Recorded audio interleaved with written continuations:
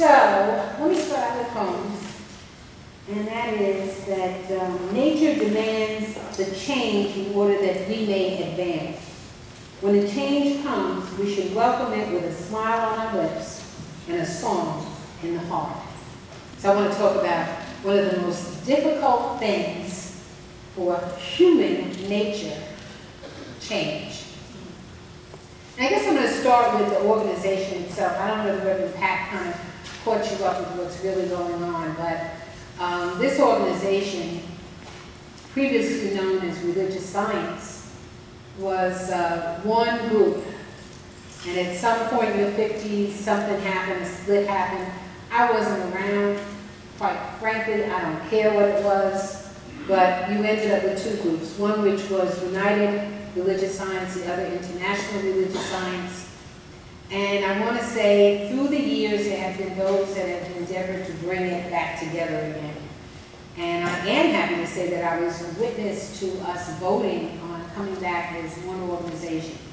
You know, we teach one, and for us to stand in the public as two is contradictory to who we are. And so we really kind of came to that conclusion, regardless of what we bring to the table. Coming to the table as one was far greater than coming to the table as two. So in that process, we have had a change in name. And real interesting is that United hired a company to look at what is it that people are looking for out there in terms of learning about God. And we ended up hiring the same company. And when you look at the answers of who we are and what people are looking like, it was phenomenal that we got the same answers back. And even the gentleman who headed that company, that marketing company, said he had never seen anything like it. Obviously, we were sisters to each other. Obviously, we did the same work. And obviously, we needed to come back together. So that process of change has really been going on for the last several years. I have been a part of it thanks to this center that has supported my being a part of the branding. And we went to International Centers for Spiritual Living. They went to United Centers for Spiritual Living. This conference that I just attended will be historically the last conference that International will have. And unbeknownst to me, I was on the program. Change. I went out with a minister, and the minister said to me, "Oh, I see you're on the program." I said, "No, I'm not." She said, "Oh, yes, you are." I said, "No, I'm not." And sure enough, she opened the book up, and there was my name. Well, somebody forgot to tell me that. And so sure enough, that was correct. However, what I was supposed to do was also wrong. So change. There I am, facing change. What you going to do about it? Go with the flow. Go with the flow. Show up. Allow God to show out. So I am a part of the last program, and that is really kind of cool to be historically a part of the last program that International will have by itself. As we move through the year, we will move to the two of us coming together and having our ministers meeting, which is now called a leadership conference. We will meet together in the winter and in San Diego, and then we will have a Silmar again. Now, a Silmar historically has been where we have always had conferences. And we decided at International that we would take it out to the world, change, and bring it to hotels in different cities. Well, I want to say change is often resisted. So we did that. There were some of us that participated in it, and a lot of us that did not. And so we are going back to a Silmar, where we have historically always had our conferences, and we will have 2 weeks of conferences to accommodate the numbers that we expect to show up. So I'm telling you that now because you have an opportunity to be a part of this historical meeting. This will be the first time that we come back together as one group. That is major. And I want you to look at that. Normally, groups are splitting. People split. They move apart. Can't do you anymore. But for a group to sit down and say to themselves, you know what? We are better as one than we are separated as two. And to acknowledge that and to say we're going to recreate ourselves and take the best practices from each one and come together as something greater is major. Not often found in our society, not often found in the world. So I think that the step that we're making is a courageous one, but not only that, but a divine one. We are divinely being called to step out into the world on a greater level, to meet more people as one. We teach there is only one. We are now in principle showing up as one. And that one says that we honor all paths to God. That one says that within all teachings there really are principles. And if you go to the mystical level, you will find the same principles about God that we teach.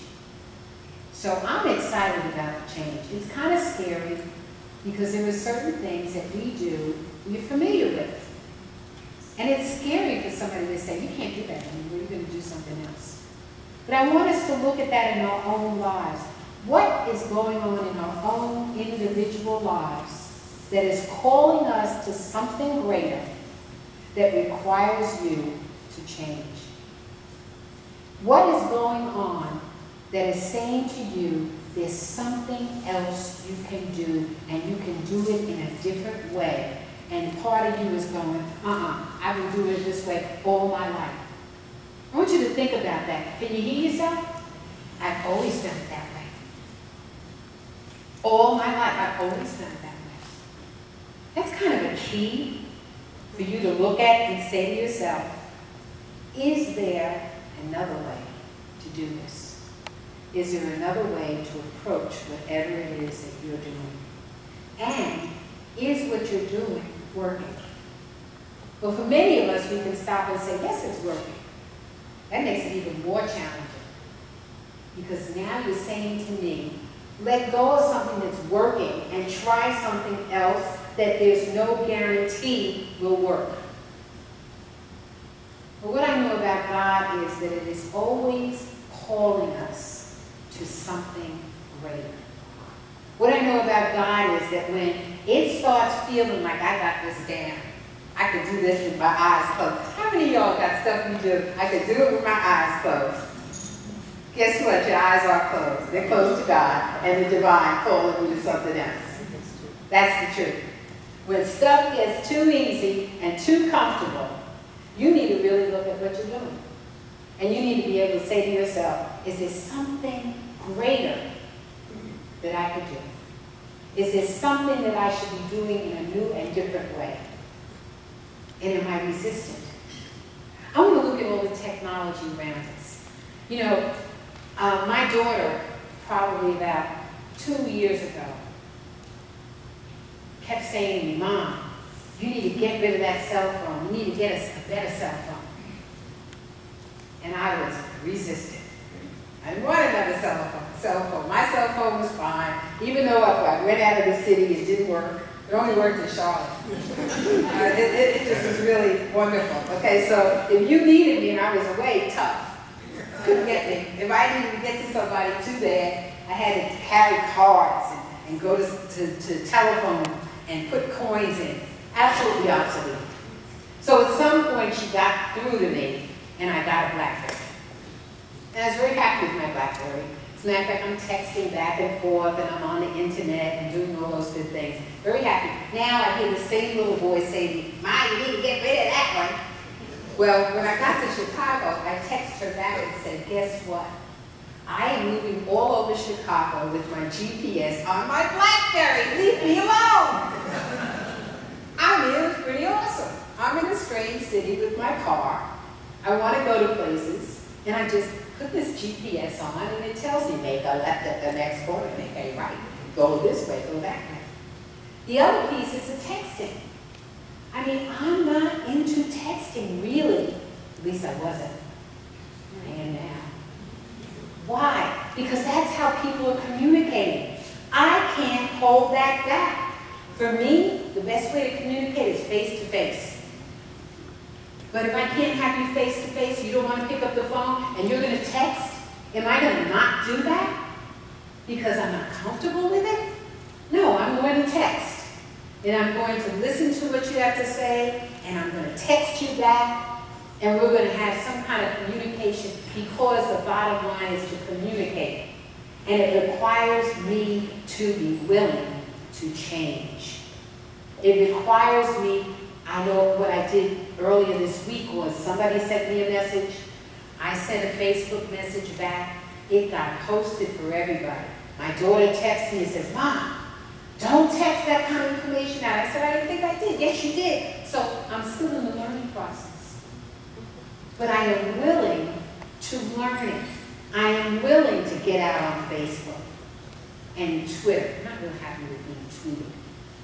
But I'm okay with the Facebook piece. That is a new world. It's new technology. And for us to sit back and do it the same way we've been doing it for years because it works, we're asleep. We need to get up and wake up and step into the new. We are streaming. We're one of the first churches in this teaching out here streaming. Why? We say we want to take this to the world. The world is not right in this room. You have got to be willing to step beyond the boundaries and step beyond what's comfortable and easy to do. It's easy to come in and do the service and it's right in-house. But now you want to do the technology, you have to depend on people to come in and show up and do the streaming and do the recording and get those pieces out. It requires change. God requires change of us to move forward. If you're looking at your life, and your life is the same as it was 5 years ago, you're doing the exact same thing in the exact same way that you did 5 years ago, I want to say to you this morning, wake up. Wake up. There are other things being called for. One of the things that I always go back to when we talk about change is birds and nests. You know, when a mother bird gets ready to lay her eggs, she cushions this nest with her feathers so the baby is comfortable when it comes out of the shell. Now, the first thing I want you to notice is that it's got to get out of the shell. The mother bird does not get it out of the shell. It must get out of the shell. It must take its little beak and start pecking and work at it. Even us, when we want to come out, we've got to work our way down that canal. So part of the process is a willingness to work. And when that bird comes out, mother and father get the worms, they even eat them and chew it up for them in the beginning. They're just getting used to being here. And soon they stop chewing it up.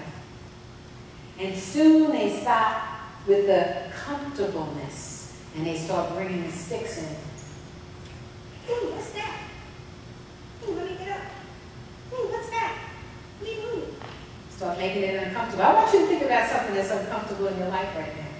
What's not working? What doesn't feel like it used to feel? Because that's the universe. With its little sticks, little prods, to help you stand up and fly. Move on to something greater. If we look at nature, nature speaks to us the process all the time. The birds don't refuse to move. They don't refuse to fly. They begin practicing, moving out. They take little short runs and they come back. Another little short run and they come back. Meanwhile, they're putting more sticks in, so you're not getting comfortable when you get back. Those are the things that we sit back and we say, why isn't this working anymore? I don't understand. It used to be so easy to do this. Something's not working.